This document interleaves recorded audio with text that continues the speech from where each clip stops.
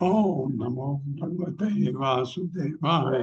ओम नमो भगवते वासुदेवाय। ओम नमो भगवते वासुदेवाय। ओम नमो भगवते वासुदेवाय। ओम नमो भगवते वासुदेवाय। ओम नमो भगवते वासुदेवाय। नारायणं नमस्कृत्य नारायणं नमस्कृत्य नरं चैव नरोत्तमं नरं चैव नरोत्तमं देवीं सरस्वतीं व्यासं देवीं सरस्वतीं व्यासं ततो जयमुदीरये। ततो जयमुदीरये। नष्टप्रायेषु अभद्रेषु नष्टप्रायेषु भद्रेषु नित्यं भागवत सेवया नित्यं भागवत सेवया भगवते उत्तमा श्लोके भगवते उत्तमाय श्लोके भक्तिर्भवति नैष्टिकी। भक्तिर्भवति नैष्टिकी। हरे कृष्ण। आप सबका स्वागत है। हरे कृष्णा प्रभु जी, दंडवत प्रणाम। हरे तो कृष्ण प्रभु। 26वें श्लोक से आगे बढ़ते हैं। यदृच्छा लाभ तुष्टस्य तेजो विप्रस्य वर्धते तत्प्रशाम्यति असंतोषा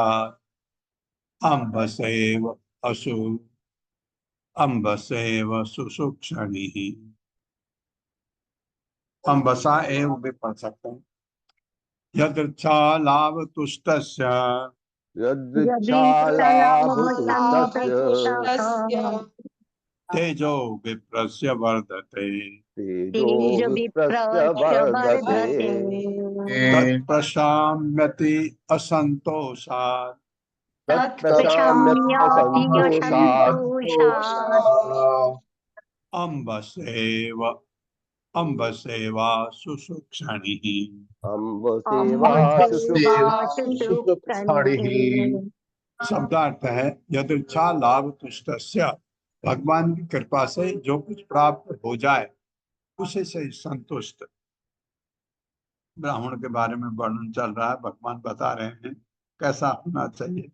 तेज तेज विप्र से ब्राह्मण का वर्धते बढ़ जाता है, तत्व तेज प्रशाम्यति कम हो जाता है, असंतोषात असंतोष के कारण, अम्बसा जल डालने से, एवं मानो आशु सूक्षणी ही, हाँ मैं सूक्षणी कहता है, आशु सूक्षणी अग्नि।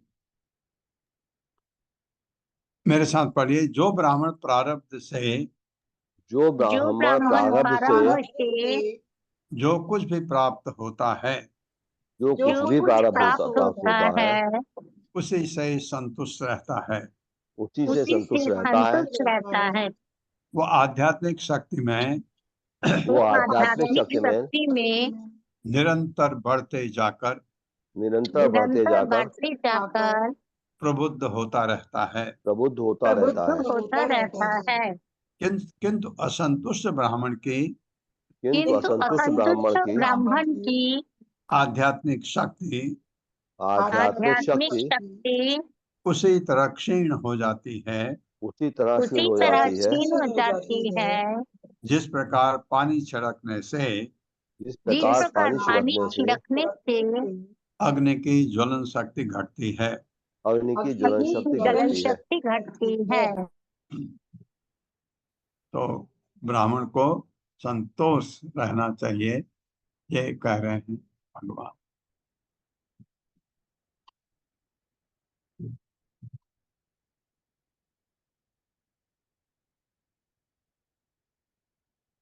तस्मात् त्रीणि पदानि एव वृणे त्वद् वरद ऋषभात् एतावत एव, ऐसे पढ़ना ज्यादा बेटर। एतावत एव सिद्धो अहम वित्तम यावत प्रयोजनम।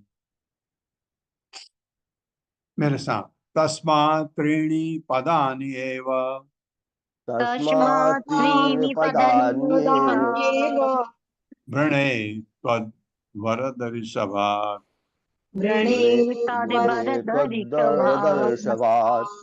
एतावत एव सिद्धो अहम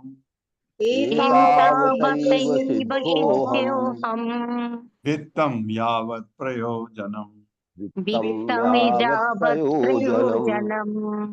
शब्दार्थ है तस्मात्, आसानी से मिली हुई वस्तु से संतुष्ट होने के कारण, त्रीणि तीन, पदानि पद, एवं निसंदेह, प्रणय मैं याचना करता हूँ, त्वत् आपसे, वरद ऋषभात मुक्त हस्त दान देने वाले से, एतावता एव, एतावता मतलब एतावत, इतने से ही सिद्ध अहम, मैं पूर्ण संतोष अनुभव करूंगा। 3 पद दे दो, इतना काफी है मेरे लिए। वित्तम उपलब्धि यावत, जहां तक प्रयोजन आवश्यक है। मेरे साथ पढ़े, अतएव हे राजा, दानियों में सर्वश्रेष्ठ आपसे मैं, केवल 3 पग भूमि मांग रहा हूँ। इस दान से मैं अत्यधिक प्रसन्न हो जाऊंगा। क्योंकि सुखी होने की विधि यही है कि, क्योंकि सुखी होने की विधि यही है कि जो नितांत आवश्यक हो, उसे पाकर पूर्ण संतुष्ट हो लिया जाए। हाँ, वो कह रहे हैं मेरे लिए नितांत आवश्यक 3 पग भूमि है, ज्यादा नहीं चाहिए मुझे। श्री शुक वाच इति उक्तः स हसन् आह वाञ्छातः प्रतिगृह्यताम् वामनाय महिं दातुं जग्राह जलभाजनम्।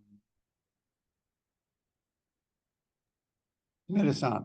श्री शुक उवाच श्रीशुक उवाच इति उक्तः स हसन् आह इत्युक्तः इत्युक्तः सहसन्नाः वाञ्छातः प्रतिगृह्यताम् वाञ्छातः प्रतिगृह्यताम् प्रतिगृह्यताम् वामनाय महीं दातुं वामनाय महीं दातुम् दातुम् जग्राह जलभाजनम्।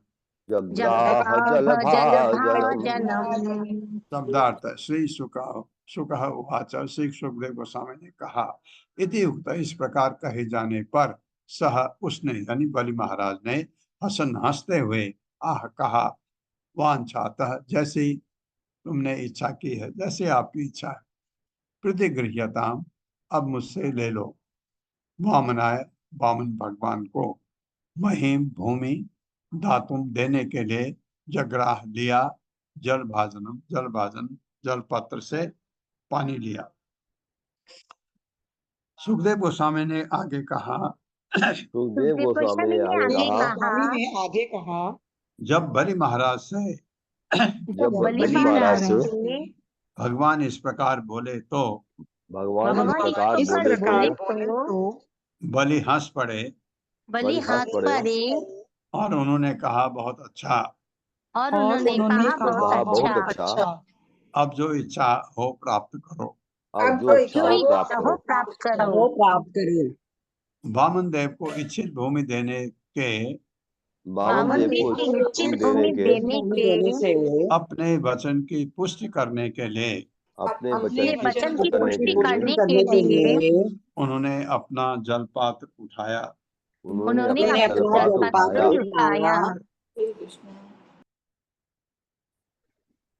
विष्णवे क्षमां प्रदास्यन्तम् असुना असुर ईश्वरम असुना उष्णा उष्णा प्रदास्यन्तम उष्णा उष्णा असुर ईश्वरम उष्णा शुक्राचार्य जानम चिकीर्षितम विष्णो शिष्यम प्राह विदाम्बरः। मेरे साथ पढ़े विष्णवे क्षमां प्रदास्यन्तम विश्व में क्षमां विष्णवे प्रसादन्तम् उष्णा असुर ईश्वरम उष्णाय असुरेश्वरम् जानन् चिकीर्षतं विष्णोः जानन्ति कीर्षितं विष्णोः शिष्यं प्राह विदाम्बरः। शिष्यं प्राह विदाम्बरः। शब्दार्थ है विष्णवे भगवान विष्णु यानी वामन देव को क्षमाम भूमि प्रदास्यंतम देने के लिए उद्यत उष्णा शुक्राचार्य ने असुर ईश्वरम असुरों के राजा बलि महाराज को जानन भली भांति जानते हुए चिकीर्षतम जो योजना थी विष्णु भगवान विष्णु की शिष्य अपने शिष्य से प्राह कहा विदाम्बरः हर बात को जानने वालों में श्रेष्ठ। मेरे साथ पढ़े भगवान विष्णु के प्रयोजन को जानते हुए भगवान विष्णु के प्रयोजन को जानते हुए विद्वानों में श्रेष्ठ शुक्राचार्य ने विद्वानों में श्रेष्ठ शुक्राचार्य ने तुरंत ही अपने शिष्य बलि से तुरंत ही अपने शिष्य बलि से जो भगवान वामन देव को सब कुछ देने जा रहे थे जो भगवान वामन देव को सब कुछ देने जा रहे थे इस प्रकार कहा श्री शुक उवाच एष वैरोचने साक्षात् भगवान विष्णु अव्ययः कश्यपाद अदितेः जातो देवानां कार्य साधकः। उन्होंने कहा ये वामन नहीं है क्या है बताते मेरे साथ। श्री शुक उवाच श्रीशुक उवाच उवाच एष भैरवस्ने साक्षात् एष रोचने भैरोचने साक्षात् साक्षात् भैरवचन मतलब भैरवचन का पुत्र यानी बलि महाराज भगवान विष्णु अव्यय भगवान भगवान् विष्णुरव्ययः अव्ययः कश्यपाद अदितेः जातो कश्यपाददिते जातो देवानां कार्य साधकः देवानां देवानां कार्यसाधकः। कार्यसाधकाः शब्दार्थ है श्री शुक उवाच शुक्राचार्य ने कहा ऐसा सॉरी मैंने ऊपर क्या शुक्र नहीं बोला ना, श्री शुक्र उवाच है, मैंने शुक बोला शायद, ये शुक्राचार्य कह रहे हैं, सॉरी श्री शुक्र उवाच है, मेरे से गलती हुई शुक्र उवाच है, शुक्राचार्य को, शुक्राचार्य ने कहा, श्री शुक्र उवाच शुक्राचार्य ने कहा ऐसा यह वामन रूप बालक भैरवचने, हे भैरवचन पुत्र यानी बलि महाराज साक्षात प्रत्यक्ष भगवान विष्णु विष्णु है, अव्यय अव्यय कश्यपाद अपने पिता कश्यप से, अदिति अपनी माता अदिति के गर्भ से, जाता उत्पन्न, देवानाम देवताओं का कार्य साधक हितमय काम करने वाला, ये भगवान विष्णु के रूप है, ये उनके हित के लिए आया है, ये कह रहे हैं शुक्राचार्य। मेरे साथ पढ़ी, शुक्राचार्य ने कहा, शुक्राचार्य ने कहा, हे विरोचन पुत्र, हे विरोचन पुत्र, यह वामन रूपधारी ब्रह्मचारी, ये वामन रूपधारी ब्रह्मचारी साक्षात अव्यय भगवान विष्णु है, साक्षात अव्यय भगवान विष्णु है। यह कश्यप मुनि को ये कश्यप मुनि को अपना पिता अपना पिता और अदिति को अपनी माता स्वीकार करके, और अदिति को माता स्वीकार करके देवताओं का हित साधने के लिए देवताओं का हित साधने के लिए प्रकट हुआ है,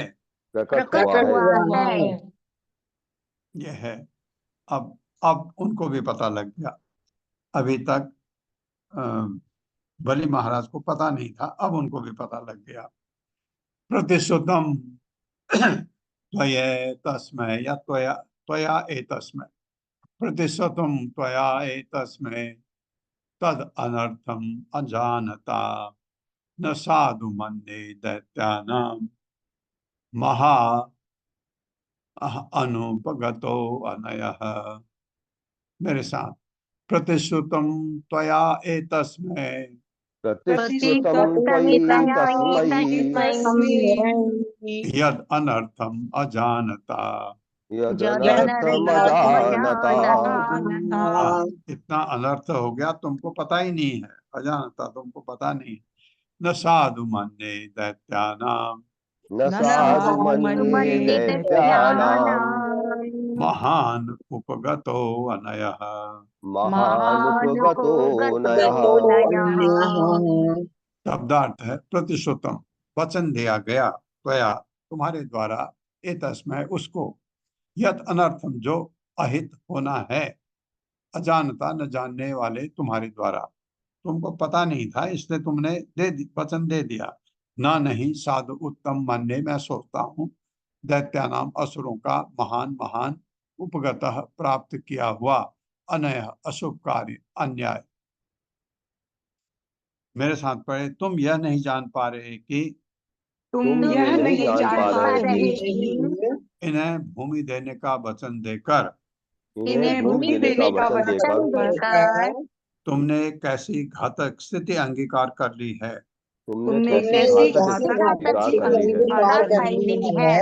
हाँ, ऐसी घातक स्थिति तुमने पैदा कर ली है। मेरी समझ में यह वचन, मेरी समझ में यह वचन यानी प्रतिज्ञा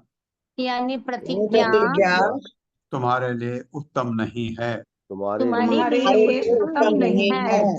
इससे असुरों को महान क्षति होगी। इससे असुरों को महान शक्ति होगी। हाँ, बिल्कुल ठीक कह रहे हैं। भौतिक दृष्टि से 100% बिल्कुल सही है। एष ते स्थानम ऐश्वर्यम श्रियम तेजो यशः सुतम दास्यति आच्छिद्य शक्राय माया माणवको हरिः। मेरे साथ, एष ते स्थानम ऐश्वर्यम एष ते स्थानमैश्वर्यम् श्रियम तेजो यशः सुतम श्रियं तेजो तेजो यशः सुतम् दास्यति आच्छिद्य शक्राय दास्यति आच्छिद्य शक्राय माया माणवको हरिः। माया माणवको हरिः। शब्दार्थ है, ऐसा यह व्यक्ति जो ब्रह्मचारी लग रहा है, ते तुम्हारी स्थानम अधिकृत भूमि, ऐश्वर्यम धन धान्य, श्रियम भौतिक सौंदर्य, तेज भौतिक शक्ति, यशः कीर्ति ख्याति जो तुम्हारे पास है, श्रुतम शिक्षा, दास्यति देगा, आच्छिद्य तुमसे लेकर, शक्राय तुम्हारे शत्रु इंद्र को माया नकली, माणवकः मनुष्य का ब्रह्मचारी पुत्र, हरि ही वास्तव में भगवान हरि है। मेरे साथ पढ़े, यह व्यक्ति जो ये व्यक्ति जो ऊपर से ब्रह्मचारी लग रहा है, ऊपर से ब्रह्मचारी लग रहा है, वास्तव में भगवान हरि है। वास्तव में भगवान हरि है। जो तुम्हारी सारी भूमि, जो तुम्हारी सारी भूमि, संपत्ति, संपत्ति, सौंदर्य, शक्ति, यश तथा शिक्षा लेने के लिए इस रूप में आया है। हाँ, जो भी तुमने प्राप्त किया है, शिक्षा हो, यश हो, शक्ति हो, सौंदर्य हो, संपत्ति है, भूमि है, ये सब ये तुमसे छीनने आया है। यह तुम्हारा सर्वस्व छीनकर तुम्हारे शत्रु इंद्र को दे देगा। हाँ, ये बात भी उनकी बिल्कुल सही है। इसमें कोई शुक्राचार्य गलत नहीं है, सही कह रहे हैं। ये तात्पर्य माता जी। हरे कृष्ण। पल्लवी माता जी। हरे कृष्ण माता जी। हरे कृष्ण प्रभु जी। तात्पर्य श्री प्रभुपाद जी द्वारा श्री प्रभुपाद जी की जय। श्री विश्वनाथ चक्रवर्ती ठाकुर ने इस प्रसंग में बताया है कि हरि ही शब्द छीन लेने वाले का द्योतक है। यदि कोई अपना संबंध पूर्ण पुरुषोत्तम भगवान श्री हरि से जोड़ता है तो वे उसके सारे क्लेशों को हर लेते हैं। और प्रारंभ में ऊपर से ऐसा लगता है कि श्री भगवान उसकी सारी भौतिक संपत्ति, कीर्ति, विद्या तथा सौंदर्य का हरण कर रहे हैं, जैसा कि श्रीमद् भागवत में भागवतम 10.88.8 में कहा गया है, यस्याहम अनुगृह्णामि हरिष्ये तद्धनम शनैहि। श्री भगवान ने महाराज युधिष्ठिर से कहा, मैं अपने भक्त पर जो पहला अनुग्रह करता हूँ वह यह है कि मैं उसका सब कुछ, विशेषकर उसका भौतिक ऐश्वर्य अर्थात धन हर लेता हूँ। निष्ठावान भक्त के प्रति श्री भगवान का यह विशेष अनुग्रह होता है। यदि निष्ठावान भक्त की कृष्ण के प्रति सर्वोपरि चाहत होती है, किंतु साथ ही यदि वह भौतिक पदार्थों में भी आसक्त रहता है और उसका धन कृष्ण भक्ति की प्रगति में बाधक बनता है, तो श्री भगवान युक्ति से उसका सारा धन हर लेते हैं। यहाँ पर शुक्राचार्य जी कहते हैं कि यह वामन ब्रह्मचारी तुम्हारा सर्वस्व हर लेगा। इस प्रकार वे यह सूचित करते हैं कि श्री भगवान मनुष्य की सारी भौतिक संपत्ति, धन और उसका मन भी छीन लेंगे। यदि कोई श्री भगवान के चरण कमलों पर अपना मन अर्पित कर देता है, सवै मनः कृष्ण पदार विंदयो, तो वह सहज में उन्हें प्रसन्न करने के लिए अपना सर्वस्व दे सकता है। यद्यपि भले महाराज भक्त थे, किंतु वे भौतिक संपत्ति के प्रति आसक्त थे। अतएव श्री भगवान ने उन पर विशेष कृपा की और वामन रूप धारण करके उनकी सारी संपत्ति एवं उनके मन को भी उनसे छीन लिया। हरि बोल। हरे कृष्ण माता जी। हरे कृष्ण। बिल्कुल बिल्कुल सही बात है कि बलि महाराज को अपने अपने ऐश्वर्य पर गर्व भी था, और उनको बहुत वो आसक्त भी थे, इसलिए तो स्वर्ग पर आक्रमण ही इसलिए किया कि स्वर्ग को छीनना। तो ये थी भगवान उसके, क्योंकि महान भक्त है। इंद्र नहीं है महान भक्त, शुद्ध भक्त नहीं है इंद्र। तो अगर वो ऐसा होता उससे भी छीनते भगवान, लेकिन यहाँ ये भगवान का शुद्ध भक्त है, भगवान उसके ऊपर कृपा भी कर रहे हैं। हमको ऐसा लगता है भगवान ने अन्याय कर दिया, लगता है ना, शुरू शुरू में जब बोलते हैं लगता है अन्याय। अन्याय नहीं, भगवान अपने भक्त पर अन्याय कैसे कर सकते हैं? भगवान तो किसी के लिए अन्याय नहीं करते, और अपने भक्त का तो विशेषकर ध्यान रखते हैं। तो भगवान उससे सब कुछ छीनने वाले हैं। ये प्रभुपाद ने बहुत अच्छी तरह कहा है कि क्यों उनका अभी भी जो आसक्ति थी अपने राज्य से, अपने पराक्रम पर, वो सब भगवान ले रहे हैं उससे। त्रिभिः क्रमैः इमान् लोकान् विश्वकायः क्रमस्यति सर्वस्वं विष्णवे दत्त्वा मूढ़वर्तिष्यसे कथम्। मेरे साथ, त्रिभिः क्रमैः इमान् लोकान् त्रिभिः क्रमैरिमान् लोकान् विश्वकायः क्रमस्यति विश्वकायः क्रमिष्यति विश्वकायः क्रमिष्यति विश्वकायः क्रमिष्यति सर्वस्वं विष्णवे दत्त्वा सर्वस्वं विष्णुवे दत्त्वा मूढ़वर्तिष्यसे कथम्। मूढ़वर्तिष्यसे कथम्। हाँ, मूढ़ है मूर्ख मूर्ख है तो सब कुछ उसको दे देगा। तो शब्दार्थ है त्रिभी, तीन, क्रम है पगों द्वारा, ईमान, इन सभी लोकान, लोगों को। वो तो अपने इससे विवेक से कह रहे हैं। तीन पग का मतलब तीन लोग, तीनों को ले लेगा। ये मध्य लोग, ऊर्ध्व लोग, अधोलोक, तीन पग से तेरे सब कुछ गया। तो ईमान, इन सभी लोकान, तीन लोकों को विश्वकाय, विश्व रूप धारण करके क्रमिष्यति, ये क्रमशः विस्तार करेंगे। सर्वस्वम, सब कुछ, विष्णवे, भगवान विष्णु को दत्वा, दान देकर, मूढ़, हे मूर्ख, वर्तिष्य से, तुम जीविका चलाओगे, कथम, कैसे, क्या खाओगे, क्या पियोगे, कैसे रहोगे, सब कुछ लूट गया तो। ये भौतिक दृष्टि से बिल्कुल सही है, आध्यात्मिक दृष्टि से बिल्कुल गलत। क्योंकि जिसको भगवान अपने भक्त के रूप में सब कुछ छीन रहे हैं, वो कैसे जिएगा, ये एक सवाल ही पैदा नहीं होता। कौन ते यह प्रतिजानी ही न मई भक्त प्रणश्यति। मेरे साथ पढ़े, तुमने उन्हें दान में तीन पग भूमि देने का वचन दिया है, तुमने उन्हें दान में तीन पग का भूमि वचन देने का दिया वचन दिया है। किंतु जब तुम इसे देने दोगे, ऐसे, किंतु जब तुम इसे जब तुम इसे दे दोगे, जब तुम इसे दोगे तो जब तुम इसे दे दोगे तो वे तीनों लोकों में अधिकार जमा लेंगे। वे तीनों लोकों में अधिकार जमा लेंगे। जमा लेंगे। तुम निपट मूर्ख हो, तुम निपट निपट मूर्ख हो, हो, तुम नहीं जानते कि तुम नहीं जानते कि कि तुमने कितनी बड़ी भूल की है। तुमने कितनी तुमने बड़ी कितनी भूल की बड़ी है। भूल की है। भगवान विष्णु को सर्वस्व दान देने पर भगवान विष्णु को सर्वस्व दान देने पर तुम्हारे पास जीविका का कोई साधन नहीं रहेगा।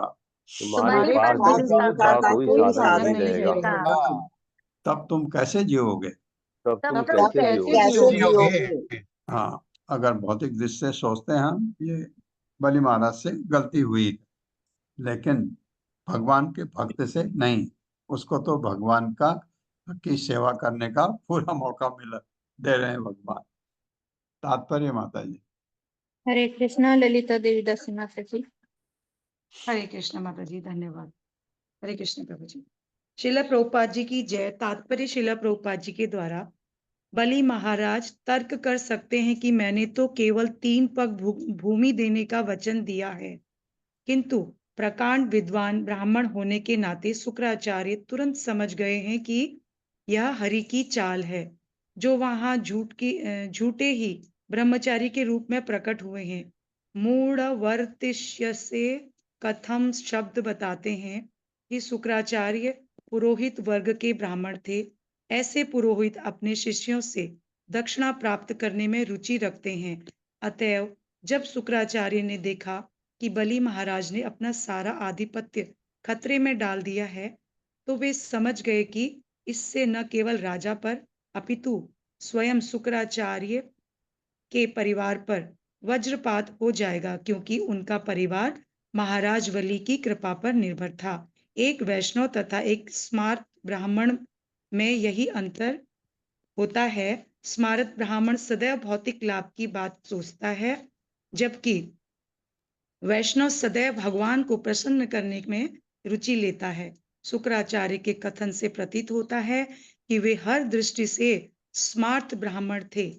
उन्हें निजी लाभ में ही रुचि थी। हरे कृष्ण प्रभु जी। नेचुरली स्मार्ट ब्राह्मण जो कर्मकांडी होते हैं उनके ऐसे थे वो। हाँ, लेकिन उनके लिए ऐसा है इमीडिएट खतरा था शुक्राचार्य, क्योंकि असुरों का राज्य तो रहेगा ही, वहां जो भी राजा रहेगा शुक्राचार्य वहां रहेंगे, लेकिन जो ठाट बाट यहाँ थे वो शायद ना हो। तो लेकिन उनकी सोच बिल्कुल यही है जो प्रभुपाद लिख रहे हैं, शुक्राचार्य। लेकिन शुक्राचार्य बलि के हितैषी भी हैं, बलि के हितैषी हैं। बलि को महाराज बलि को उन्होंने इतना शक्तिशाली बनाया अपना आशीर्वाद दे करके, और अब उस पर पहाड़ टूटने वाला है वो देख करके वो चिंतित भी है। क्रमतो गाम पदेन एक द्वितीयेन दिवं विभो खम चकायेन महता तार्तीयस्य कुतो गतिः। मेरे साथ पढ़िए। क्रमतो गाम पद एकेन क्रमतो क्रमतो गाम गां पदैकेन पदैकेन द्वितीयेन दिवं विभो द्वितीयेन दिवं द्वितीयेन विभो विभो खम चकायेन महता हम हम चकायेन महता महता तार्तीयस्य कुतो गतिः। तार्क्यस्य कुतो गतिः। शब्दार्थ है क्रमतः क्रमशः, गाम भूमि, पदा एकेन एक पग से, द्वितीयन दूसरे पग से, दिवम सारा बाह्य आकाश, विभो विश्वरूप का, हम च आकाश भी, कायन इनके दिव्य शरीर के विस्तार से, महता विश्वरूप से, तार्तीयस जहां तक तीसरे पग की बात है, उतः कहाँ है, गति ही पग रखने के लिए। ये शुक्राचार्य कह रहे हैं। मेरे साथ पढ़िए। सर्वप्रथम वामन देव सर्वप्रथम वामन सर्वप्रथम देव वामन देव एक पग से तीनों लोगों को घेर लेंगे। एक पग से एक तीनों पग लोगों में को तीनों घेर लेंगे। लोगों को घेर लेंगे। लगे तत्पश्चात वे दूसरा पग भरेंगे तत्पश्चात वे तत्पश्चात दूसरा दूसरा पग पग भरेंगे भरेंगे और बाह्य आकाश की प्रत्येक वस्तु को ले लेंगे। और वायु और आकाश बाह्य बाह्य आकाश आकाश की की प्रत्येक वस्तु को ले लेंगे। हाँ, बाह्य आकाश हुआ, आपका आकाश हो गया, सारे तारामंडल हो गया, सूर्य, ग्रह जो है सब बाह्य आकाश में आते हैं, ये ले लेंगे दूसरे पग से। तो तीसरा पग वे कहाँ रखेंगे ये बता रहे। तो दूसरा पग भरेंगे तो बाह्य आकाश ले लेंगे, तब वे अपने विश्व रूप का विस्तार करके तब वे अपने विश्व का तभी विस्तार अपने करके विस्तार करके विस्तार करके सर्वस्व पर अधिकार जमा लेंगे। सर्वस्व पर अधिकार जमा लेंगे। सर्वस्व पर अधिकार जमा लेंगे। नहीं, अभी है क्या, तब तुम उन्हें तब तुम तब तब उन्हें तीसरा पग रखने के लिए तीसरा पग तीसरा रखने पग के लिए रखने के लिए कहाँ स्थान दोगे। कहाँ स्थान कहाँ दोगे? स्थान दोगे? बिल्कुल बिल्कुल सही बात है, ऐसा ही होने जा रहा है। वो ऐसे ही उनको पता भी है। कहता तीसरे पग के लिए क्या दोगे? तुम्हारा वचन है 3 पग देने के लिए। एक पग में तो उन्होंने तीनों लोग ले लिया, दूसरा पग में बाह्य आकाश ले लिया, तीसरा पग में क्या दोगे ये? और क्या करते हैं भगवान बलि? अपना सिर रख देते हैं, सिर दे देते हैं। तात्पर्य माता जी। श्री कृष्णा कविता घोष माता जी। हरे कृष्ण माता जी, हरे कृष्ण प्रभु जी, सभी को सादर प्रणाम। तात्पर्य श्रीला प्रभुपाद द्वारा, श्रीला प्रभुपाद की जय। शुक्राचार्य बलि महाराज को बताना चाह रहे थे कि वे भगवान वामन द्वारा ठगे जाएंगे। उन्होंने कहा, तुमने 3 पग का वचन दिया है, किंतु केवल 2 ही पग में तुम्हारा सर्वस्व समाप्त हो जाएगा। तब तुम उन्हें तीसरे पग के लिए किस प्रकार स्थान दे पाओगे? शुक्राचार्य को पता नहीं था कि भगवान अपने भक्त की किस तरह रक्षा करते हैं। भक्त को चाहिए कि भगवान की सेवा में वह अपने अधिकार की सारी वस्तुएं खतरे में डाल दें, किंतु उसकी सदैव रक्षा होती है और वह कभी भी परास्त नहीं होता। शुक्राचार्य ने भौतिक दृष्टि से अनुमान लगाकर सोचा कि बलि महाराज किसी भी तरह ब्रह्मचारी भगवान वामन देव को दिया गया अपना वचन पूरा नहीं कर सके। हरे कृष्ण। तो वो कह रहे हैं वचन तेरा पूरा नहीं हो सकता है, तू जो दे चुका है वचन नहीं है, इसलिए तेरे को मैं बताता हूँ तुझे क्या करना है। निष्ठां ते नरके मन्ये हि अप्रदातुः प्रतिश्रुतम् प्रतिश्रुतस्य यो अनीशः प्रतिपादयितुं भवान्। मेरे साथ, निष्ठां ते नरके मन्ये निष्ठां ते नरके नरके मन्ये हि अप्रदातुः प्रतिश्रुतम् हि अप्रदातुः प्रतिश्रुतम् प्रतिश्रुतस्य यो अनीशः प्रतिश्रुतस्य यो अनिशः प्रतिपादयितुं भवान्। प्रतिपादयितुं भवान्। शब्दार्थ है निष्ठा, शाश्वत निवास स्थान, ते तुम्हारा नरक नरक में मन्ने सोचता हूँ कि निसंदेह अप्रदातु वचन पूरा न कर सकने वाले पुरुष का स्थान तो नरक में ही है। बिल्कुल ये भी बात उनकी सही है। प्रतिश्रुतम, जिसको वचन दिया गया हो, प्रतिश्रुतस्य, किसी के द्वारा दिए गए वचन का, यह अनिशः अशक्त, प्रतिपादयितुम, पूरी तरह पूर्ण करने में भगवान आप। मेरे साथ पढ़े, तुम निश्चित रूप से अपना वचन पूरा करने में असमर्थ होगे अपना वचन पूरा करने में असमर्थ होगे। और मैं सोचता हूँ कि अपनी इस असमर्थता के कारण तुम्हें नरक में शाश्वत निवास करना पड़ेगा। तुम्हें नरक में शाश्वत निवास करना पड़ेगा। वहीं रहोगे नरक में, क्योंकि ये वचन तुमने पूरा नहीं कर पाया, ऐसा होगा तुम्हारे साथ। ये भौतिक दृष्टि से बिल्कुल सही कह रहे हो, एक एक शब्द उनका।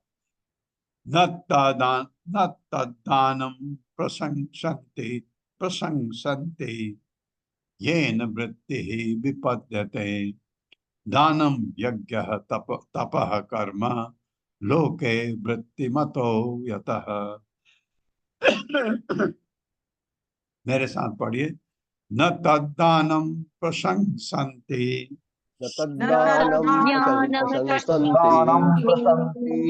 येन वृत्तिः विपद्यते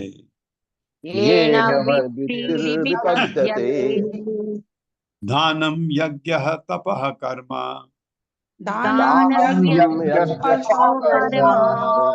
लोके वृत्तिमतो यतः। शब्दार्थ है, ना नहीं तत्, उस दानम दान की, प्रशंसन्ते, संत जन प्रशंसा करते हैं, ये न जिससे वृत्ति जीविका विपद्यते, संकट में पड़ जाए, दानम दान, यज्ञ यज्ञ, तपः तपस्या, कर्म सकाम कर्म, लोक इस संसार में, वृत्तिमतः अपनी जीविका के अनुसार, यतः जैसा कि। ये भी बात सही है। मेरे साथ पढ़िए, विद्वान व्यक्ति विद्वान विद्वान व्यक्ति व्यक्ति उस दान की प्रशंसा नहीं करते उस दान की प्रशंसा नहीं करते जिससे किसी की अपनी जीविका खतरे में पड़ जाए। जिससे किसी की अपनी जीविका खतरे में पड़ जाए। दान, यज्ञ, तप तथा दान, यज्ञ, तप तथा सकाम कर्म वही कर सकता है सकाम कर्म वही कर सकता है जो अपनी जीविका कमाने में पूर्ण सक्षम हो। जो अपनी जीविका कमाने में पूर्ण सक्षम हो।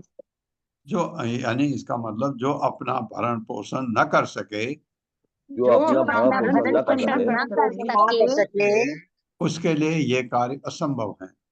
उसके लिए ये कार्य असंभव है। हाँ, तो उन्होंने कहा ये तेरे लिए असंभव हो जाएगा, तो ये इसकी प्रशंसा कोई करने वाला नहीं है। दूसरा, तू खतरे में है और नरक में रहेगा, क्योंकि तूने वचन पूरा नहीं कर पाएगा। तो ये होने वाला है तेरे साथ। धर्माय यशसे अर्थाय कामाय स्वजनाय च पंचधा विभजन वित्तम इह अमुत्र च मोदते। मेरे साथ, धर्माय यशसे अर्थाय धर्माय यशस्यर्थाय कामाय स्वजनाय च कामाय स्वजनाय पंचधा विभजन वित्तम पंचधा विभजन वित्तम इह अमुत्र च मोदते। यह मुत्र मोदते। शब्दार्थ है धर्माय, धर्म के लिए, यश से, अपने यश के लिए, अर्थाय, अपना ऐश्वर्य बढ़ाने के लिए, कामाय, इंद्र तृप्ति के हेतु, स्वजनाय च, तथा कुटुंबी जनों के पालन पोषण के लिए, पंचधा, इन पांच भिन्न भिन्न लक्ष्यों के लिए विभाजन बांटते हुए, वित्तम, अपने संचित धन को, यह इस संसार में, अमूत्र, अगले संसार में, च, तथा मोदते, हो करता है। कैसे करना चाहिए ये बताए। मेरे साथ पढ़िए, अतएव जो ज्ञानी है, अतएव जो ज्ञानी है उसे चाहिए कि उसे चाहिए कि अपने संचित धन को 5 भागों में विभाजित कर दे। अपने संचित धन को 5 भागों में विभाजित कर दे। हाँ, ये ध्यान में रखें आप कि ये भौतिक दृष्टि से है, ये आध्यात्मिक नहीं है। आध्यात्मिक दृष्टि से तो जो रूप गोस्वामी ने कहा वो सही। धर्म के लिए, धर्म के लिए 5 भाग किया, 1 भाग धर्म के लिए, यश के लिए यश के लिए 1 भाग यश के लिए, ताकि आपका यश बना रहे, दान कर्म वगैरह जो करना है। ऐश्वर्य के लिए, ऐश्वर्य के लिए हाँ, अपना शौर्य बढ़ाने के लिए। इंद्र तृप्ति के लिए, इंद्रिय तृप्ति के लिए तथा कुटुंबी जनों के भरण पोषण के लिए। तथा कुटुंबी जनों के भरण पोषण के लिए ये 5 भागों में बांटना चाहिए। भौतिक तब सोच है। ऐसा व्यक्ति इस लोक में तथा परलोक में भी सुखी रहता है। इस लोक में तथा परलोक में भी सुखी रहता है। हाँ, परलोक से यहाँ मतलब है दूसरा लोक, फिर क्योंकि मरने के बाद भी उसका, क्योंकि उसने काम ठीक ही किया है, मनुष्य योनि में जाएगा, फिर ऐसा ही मिलेगा उसको, भगवत प्राप्ति नहीं हो सकती उसको। ये तात्पर्य माता जी। हरे कृष्ण गुप्ता प्रभु जी। हरे कृष्णा माता जी। हरे कृष्ण प्रभु जी। दलित नाम। शास्त्रों का कथन है, यदि किसी के पास धन हो तो उसे 5 भागों में विभाजित कर देना चाहिए। 1 भाग धर्म के लिए, दूसरा भाग यश के लिए, तीसरा ऐश्वर्य के लिए, चौथा इंद्रिय तृप्ति के लिए, तथा 5वां भाग कुटुंबी जनों के लिए, भरण पोषण के लिए। किंतु वर्तमान समय में सारे लोग ज्ञान से विहीन होने के कारण अपना सारा धन परिवार की तुष्टि के लिए खर्च करते हैं। श्री रूप गोस्वामी ने अपने ही उदाहरण में हमें शिक्षा दी कि 50% संचित धन श्री कृष्ण के लिए, 25% अपने ऊपर तथा शेष 25% अपने कुटुंब जनों पर खर्च करना चाहिए। मनुष्य का मुख्य उद्देश्य कृष्ण भावनामृत में प्रगति करना होना चाहिए। इसमें धर्म, अर्थ, काम सम्मिलित होंगे, किंतु क्योंकि उसके परिवार के लोग भी कुछ लाभ की आशा रखते हैं, अतएव अपने संचित धन का कुछ अंश उन्हें देकर उन्हें भी संतुष्ट करना चाहिए। यह शास्त्रीय आदेश है। हरे कृष्ण। शास्त्रीय आदेश भक्त के लिए ये जरा ज्यादा जरूरी है। जो ये भी ये रूप गोस्वामी ने कहा है, ये ऐसा उन्होंने किया था क्योंकि वो मंत्री थे, बहुत पैसा था उनके पास, और उन्होंने उस पैसे को 50% उन्होंने भगवान के भक्तों में बांट दिया। और भक्तों में बांटने का मतलब उनके इंद्र तृप्ति के लिए नहीं, भगवान की सेवा के लिए। भगवान के भक्त को आप कोई भी दान देते हैं, वो उसका भोग थोड़ी करता है, वो भगवान की सेवा करता है उससे। 25% उन्होंने कुटुंबीजनों को दिया। इतने सोने की असरफिया थी उन्होंने उनके पास। 25% अपने लिए रखा इमरजेंसी के लिए। वो 25% से फायदा हुआ सनातन गोस्वामी को, क्योंकि सनातन गोस्वामी उस पैसे को दे करके, उसके लालच दे करके वो अपने कारागार से मुक्त हुए। बड़ी लंबी कथा है। तो वहां निकलने के लिए उनको चारा नहीं था, क्योंकि राजा ने, वो डिफेंस मिनिस्टर थे सनातन गोस्वामी, और रूप गोस्वामी फाइनेंस मिनिस्टर थे। तो उन्होंने उस पैसे को दे करके लालच दिया कि तुम मुझे छोड़ दो और मुझे यहाँ तक पहुंचा दो, ऐसा किसी के, ऐसा कुछ है उनका वर्णन। और वहां से फिर वो निकल गए, तो क्योंकि वो फिर राजा के इस क्षेत्र से बाहर चले गए, ऐसा कुछ है। तो वो पैसा काम आया सनातन गोस्वामी के, उनके बड़े भाई के। तो ऐसा ऐसा करना चाहिए करके, ये भी गलत नहीं है। और ये भी है कि जो अपने परिवार वालों को आप छोड़ के आए हैं, अगर आप शादीशुदा थे और आपके बाल बच्चे हैं, और अगर आपके पास संचित धन है, तो ये धन उनके कुछ, इसका हिस्सा उनके जीविका के लिए, अगर वो इंडिपेंडेंट है फिर जरूरत नहीं है। अगर वो घर में कोई कमा रहा है और घर चल रहा है, फिर देने का जरूरत नहीं है। लेकिन अगर वहाँ मुश्किल है, तो ये धन आपका बचा हुआ हिस्सा उनके लिए भी देना चाहिए, ऐसा। अत्रापि बहुरिचय गीतम शृणु मे असुर सत्तमा सत्यम ओम इति यत् प्रोक्तम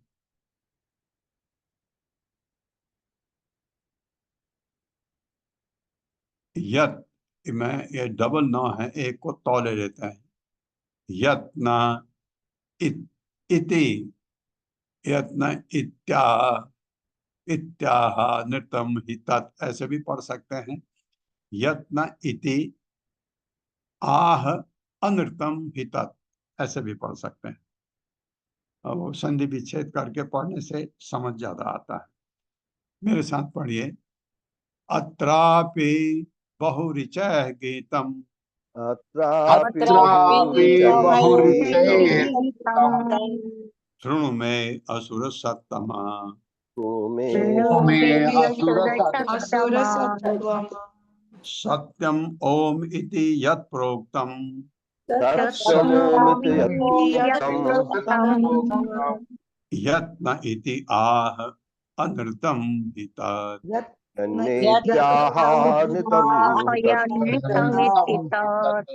शब्दार्थ है अत्र अपि, अत्रापि, इस संबंध में सत्य है क्या, सत्य क्या है क्या नहीं। बहुरिचय, श्रुति मंत्रों के द्वारा जो बहुवचन श्रुति कहलाते हैं, और वेदों का साक्ष्य है। अब बता रहे हैं क्या चीज तेरे लिए अब हो सकता है। गीतम गाया हुआ सुनो सुनो, मैं मुझसे असुर सत्तमा है, असुर श्रेष्ठ यानी बलि महाराज। सत्यम सत्य है, ओम इति ओम से प्रारंभ होने वाला, यत जो प्रोक्तम कहा हुआ, यत जो न ओम से आरंभ नहीं होता, इति इस प्रकार आह कहा जाता है, अनृतम असत्य ही निसंदेह तत् यह।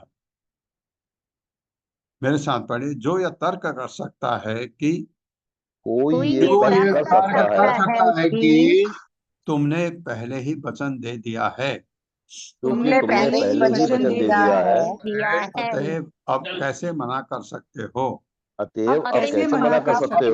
मना कर सकते हो। हाँ, ये क्योंकि बहुत विद्वान है शुक्राचार्य, वो कहे ये भी बात आएगी, तुमने वचन दिया उसको कैसे मुकर सकते हो उससे। हे असुर श्रेष्ठ, हे हे असुर असुर श्रेष्ठ, श्रेष्ठ, तुम मुझसे तुम तुम मुझसे मुझसे वह व्रज, यह व्रज है पता नहीं व्रज है शायद, तुम मुझसे बहुव्रत श्रुति का साक्ष्य ले सकते हो। तुम मुझसे बहुवृक्ष श्रुति का बहुत साक्ष्य ले सकते ले हो, सकते हो। जो यह कहती है कि जो यह कहती कहती है है कि कि वह वचन सत्य है, वो वो वचन वचन सत्य है, सत्य है, जिसके आरंभ में ओम हो। जिसके आरंभ आरंभ में ओम हो, में ओम हो। वह असत्य है, वो असत्य है, असत्य है, जो ओम से आरंभ न हो। जो ओम से आरंभ जो न हो। ओम से आरंभ ना हो। हाँ, तुमने ओम करके तो दिया नहीं, ऐसे कह रहे हैं, फिर उसका और प्रमाण देते हैं जो बहुत तर्कशील लगता है। सत्यम पुष्प फलम विद्यात् आत्म वृक्षस्य गीयते, वृक्षे अजीवति तत्न स्याद अनर्थम मूलम आत्मनः। मेरे साथ, सत्यम पुष्प फलम विद्यात् सत्यम सत्यम पुष्प फलम फलम विद्यात् विद्यात् आत्म वृक्षस्य गीयते, आत्म आत्म विद्या गीयते, वृक्षे अजीवति तत्र ये तत्न वृक्षे वृक्षे अजीवति तन्न तन्न स्याद अनर्थम मूलमात्मनः। मूलमात्मनः। मूलमात्मनः।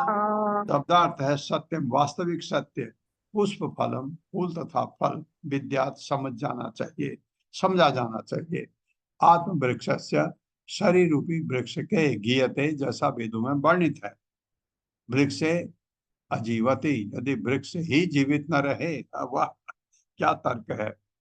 तत् वह पुष्प फलम ना नहीं, शाद हो अनर्थम झूठ, मूलम जड़, आत्मन शरीर की। बिल्कुल बहुत जबरदस्त तर्क दिया है शुक्राचार्य ने। पता लगता है कितने विद्वान थे वो। वेदों का आदेश है कि वेदों का आदेश है कि शरीर रूपी वृक्ष का शरीर शरीर रूपी रूपी वृक्ष का वृक्ष का वास्तविक परिणाम तो वास्तविक परिणाम तो इससे मिलने वाले उत्तम फल या फूल हैं। इससे मिलने वाले उत्तम वाले फल उत्तम तथा फल फूल हैं। फूल हैं। फूल है। किंतु यदि यह शरीर रूपी वृक्ष ही न रहे तो किंतु यदि यह शरीर रूपी शरीर वृक्ष ही रूपी न रहे वृक्ष तो न रहे तो फिर वास्तविक फल फूलों के होने की कोई संभावना नहीं है। फिर इन वास्तविक फल फूल होने की कोई वास्तविक संभावना फूलों नहीं के है। होने की कोई संभावना नहीं है। यहाँ तक कि यहाँ यहाँ तक तक कि कि यदि शरीर असत्य की नींव पर टिका हो, यदि यदि शरीर शरीर असत्य नींव के पर नींव भी पर टिका हो, टिका हो तो भी शरीर रूपी वृक्ष के बिना तो भी तो शरीर शरीर रूपी रूपी वृक्ष के वृक्ष बिना के बिना फल फूल नहीं हो सकते। वास्तविक फल वास्तविक फूल नहीं हो सकते। नहीं हो सकते। क्या तर्क दिया है। और है उनका तर्क, तात्पर्य माता जी। हरे कृष्णा। सुषमा बत्रा माता जी। हरे कृष्णा माता जी। प्रभु जी हरे कृष्णा, दंडवत प्रणाम। हरे कृष्णा माता। प्रभुपाद जी की जय। प्रभुपाद जी के द्वारा तात्पर्य, ये श्लोक बताता है कि इस शरीर में रंच मात्र असत्य के बिना असली सत्य भी नहीं विद्यमान रह सकता। मायावादियों का कहना है ब्रह्म सत्यम जगत मिथ्या, आत्मा सत्य है और माया असत्य है। किंतु वैष्णव दार्शनिकों को मायावादी दर्शन मान्य नहीं है। यदि तर्क के लिए इस भौतिक जगत को मिथ्या मान भी लिया जाए तो माया में फंसा जीव शरीर की सहायता के बिना इससे बाहर नहीं निकल सकता। शरीर की सहायता के बिना कोई न तो धर्म का पालन कर सकता है, न कोई दार्शनिक पूर्णता का चिंतन कर सकता है। अतएव फूल तथा फल यानी पुष्प फलम को शरीर के परिणाम के रूप में प्राप्त करना होता है। शरीर की सहायता के बिना वह फल प्राप्त भी नहीं हो सकता। इसलिए वैष्णव दर्शन युक्त वैराग्य की संस्तुति करता है। ऐसा नहीं है कि सारा ध्यान शरीर पर ही दिया जाए, किंतु उसके साथ साथ शरीर के भरण पोषण की उपेक्षा भी न की जाए। जब तक शरीर रहता है मनुष्य उस वैदिक आदेशों का पूरा अध्ययन करके मनुष्य वैदिक आदेशों का पूरा अध्ययन करके जीवन के अंत समय सिद्धि प्राप्त कर सकता है। इसकी व्याख्या भगवत गीता 6 में हुई है। यम यम वापि स्मरण भावम त्याज्यन्ते कलेवरम। मृत्यु के समय हर बात की परीक्षा होती है। इसलिए यद्यपि यह शरीर नश्वर है, नित्य नहीं है, मनुष्य इससे अच्छी से अच्छी सेवा ले सकता है और अपने जीवन को पूर्ण बना सकता है। हरे कृष्ण प्रभु जी। हरे कृष्ण माता जी। धन्यवाद। प्रभुपाद ने भी बहुत अच्छा दिया है कि इस शरीर का इतना महत्व है कि आखिरी में यम यम वापिस स्मरण भाव त्यजन त्यंते कलेवरम, जब इस शरीर को आप त्यागते हैं उस समय अगर आपको जो स्मरण आए वही आपको प्राप्त होता है अगले जन्म में। अगर भगवान याद आ जाए तो भगवान वैकुंठ आपको मिलना निश्चित है। ये शरीर ही नहीं है तो ये कैसे हो सकता है? तो शरीर क्षणिक जरूर है, मिथ्या नहीं, ये कहने का मतलब है। ये तो नहीं हो पाएगा।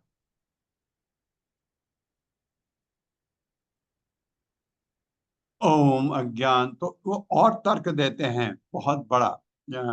वो कहते हैं जब कोई तुमने वचन दिया हो किसी, मेरे ख्याल से कल आएगा, कल पढ़ेंगे, कि किसी ने तुमको ठग दिया हो, किसी ने मजाक किया हो, कुछ ऐसे ऐसे हैं 3-4 चीजें ऐसे किया हो, इसमें आपने वचन को वापस ले सकते हैं, उसमें कोई गलत नहीं है। ये इतने तर्क दिए शुक्राचार्य ने। तो भौतिक दृष्टि से ये तर्क किसी को भी मिले जो भगवान का भक्त नहीं है, वो तो कहेगा गुरु जी बहुत धन्यवाद आपका, आपने बचा दिया, मैं तो फंस गया था ये। लेकिन यहाँ भगवान का भक्त है, अडिग है, अडिग। कितना शुक्राचार्य उसको बोलते हैं, अभी बड़ा अच्छा वर्णन है ये।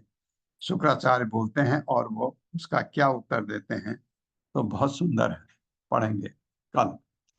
ओम अज्ञान तिमिरांधस्य ज्ञानांजन शलाकया चक्षुरुन्मिलितं तस्मै श्री गुरवे नमः।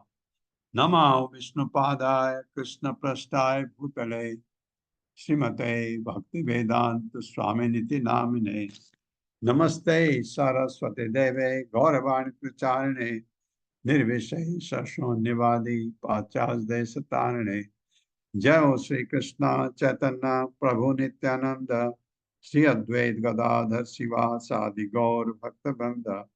हरे कृष्णा कृष्ण कृष्ण हरे हरे, हरे राम राम राम हरे हरे।